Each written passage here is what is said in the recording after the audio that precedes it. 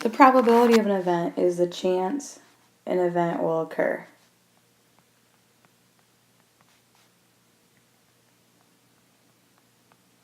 So if you have just a simple box like this, the probability something is going to land on this shaded part is just 1/2. Because there's two boxes of equal size and one of them is shaded, so it's 1/2. Geometric probability is you use area or distance. This was an area model for geometric probability. You can also use distance like in example 1. So, example 1 reads, find the probability that a point chosen at random from AK is on the given segment. So you have this segment AK. So what's the probability that it will land on CF? So the distance between C and F is 6. And the whole distance is 20. So 6/20 is 3/10. I'll do a couple of these. The distance between B and I, going from 2 to 16 is 14. And the whole segment is 20. So 14 out of 20 is 7/10. And you keep going. So the distance between A and K is 20. So 20 out of 20 is 1. So there's a 100% chance that you're going to land on the segment. You can also do geometric probability. Think of darts. This example is a little more complicated. So what's the probability it's going to land on the X region if it's on the board? So what you do is you find the area of the X region and you divide it by the area of the board, which is the rectangular square. So the area of the X region is this circle right here. This circle has a radius of 4. So we're going to do the area of a circle, which is 4 squared pi, divided by the area of the board, which is 24 squared. So you put this in your calculator and you get a decimal. So you can either answer as a decimal or answer as a percent. It's going to be irrational because it has pi in there. Okay, then the area of the Y region is, find the area of the Y region and divide it by the area of the board again. Okay, so if I'm looking at the Y region is this outside yellow part right there.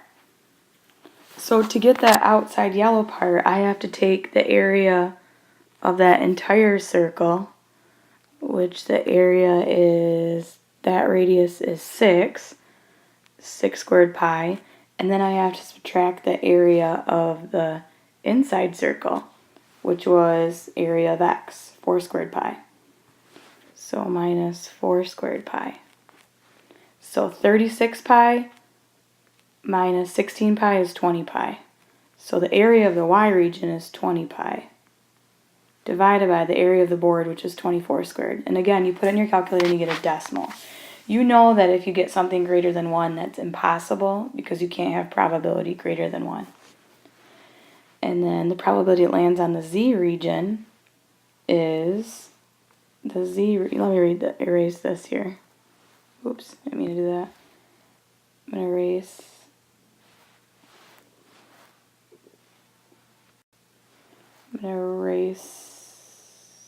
Can't see my eraser on this. Nope. Oh, there we go. Okay, so the area of the Y, or of the Z region, is this whole outside circle that has a radius of 8. So it's going to be the area is 8 squared pi minus this circle right here, which is 6 squared pi. So the area is 64 pi minus 36 pi.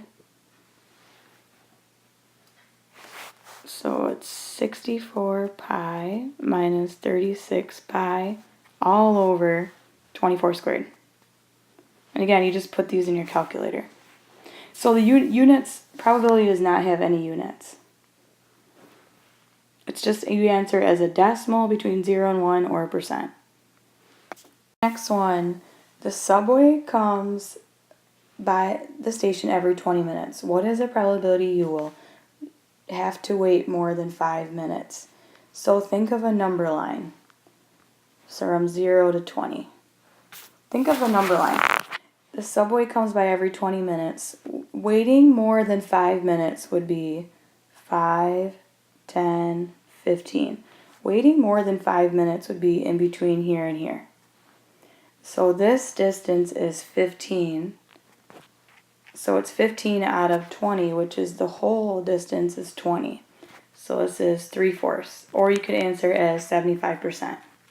There's a 75% chance you're going to have to wait more than 5 minutes. Example 4. What is the probability the dart that lands on the circle will land on the square? So we have to find the area of this yellow part. So I do the area of the 4 squares divided by the area of the circle. So the area of the 4 squares is, each square is 25, so it's going to be 25 times 4 over the area of the circle, the radius is 18. So it's going to be 18 squared pi. So you put this in your calculator and you can get a decimal and then change it to a percent. And the last one, what is the probability a dart will land on the shaded region of the entire circle? So it's going to be the area, the probability is going to be the area of the shaded region